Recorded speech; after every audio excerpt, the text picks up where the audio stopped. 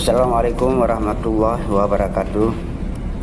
Saudara-saudara, sahabat sekalian setanah air, puji syukur sama-sama kita sampaikan kehadirat Allah Subhanahu wa taala, serta selawat beriring salam kita alamatkan kepada junjungan alam Nabi besar Muhammad sallallahu alaihi wasallam. Kita hari ini berbicara mengenai bagaimana memberikan secercah keberkahan yang diridai Allah Subhanahu wa taala, yaitu pondok pengobatan alternatif.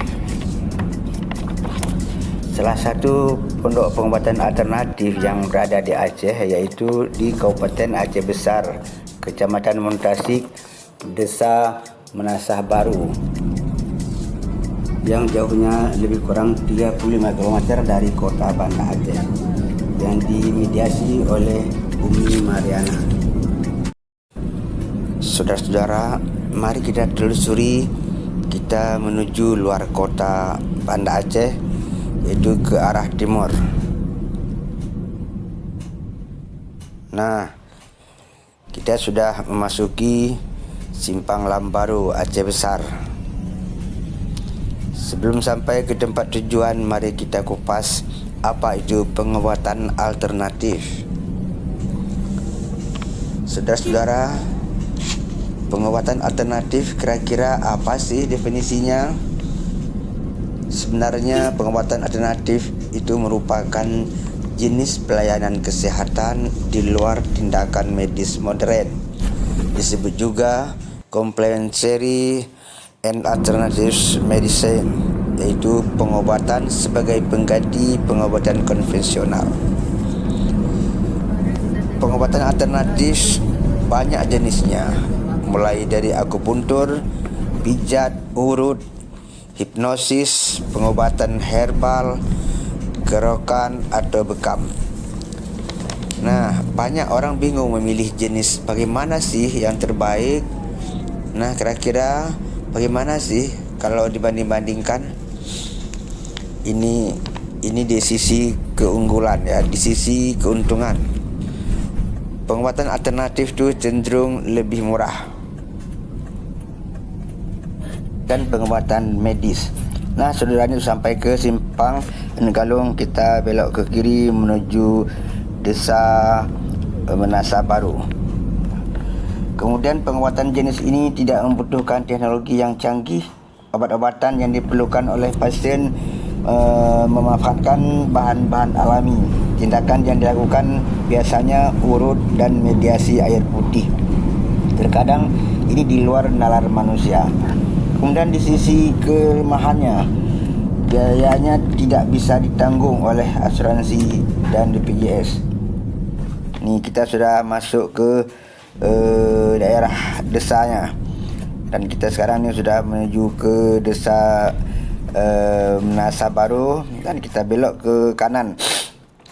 Tingkat resikonya lebih tinggi dari tindakan medis karena tidak ada pembaharuan dan teknologi terupdate secara keilmuan. Tindakan medis lebih mudah terdeteksi. Pengobatan alternatif harus dilakukan secara rutin dalam jangka waktu panjang.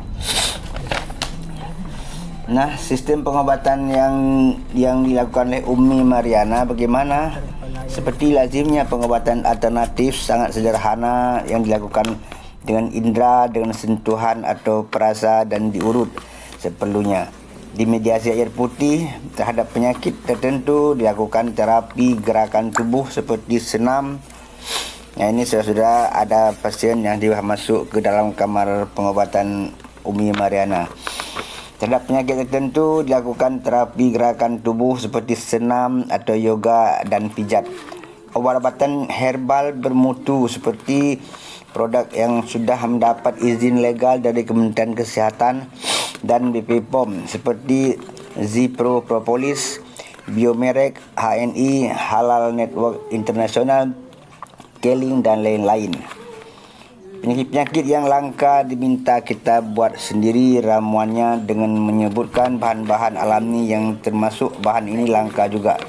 Meskipun pengobatan alternatif tidak bisa bersaing, tetapi tetap memiliki manfaat yang besar. Namun saudara, pengobatan alternatif harus lebih dahulu konsultasi dengan dokter atau berdiskusi yang mengenai Anda sebelum mengobati ke alternatif. Ada satu prinsip yang perlu diingat. Jangan pernah menganggap pengobatan alternatif sebagai satu-satunya terapi yang mengatasi penyakit. Nah, ini kita lihat bapak-bapak, ibu, saudara-saudara, sahabat-sahabat. Umi Mariana telah mengurut dan telah memijat seperlunya sesuai penyakit yang dialami oleh pasien.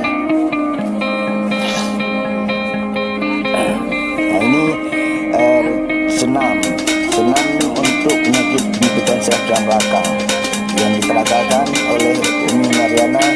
Bagaimana supaya bertumpu semuanya ke tulang belakang dan seluruh tulang punggung untuk meluruskan saraf-saraf terjepit di dalam rongga-rongga tulang belakang. Ini contoh-contohnya telah diperagakan bagaimana cara melakukan senam. Secara duduk dan secara berdiri dengan jongkok, kaki rapat. Selanjutnya kaki diangkat ke sebelah kanan ke depan, tangan disentuh dengan kaki kiri dan tukar dengan kaki kiri dan sebaliknya. Dan selanjutnya kaki dibuka, kemudian kaki dibentuk O, dan kemudian banyak variasi senam yang diajarkan oleh Umi Mariana.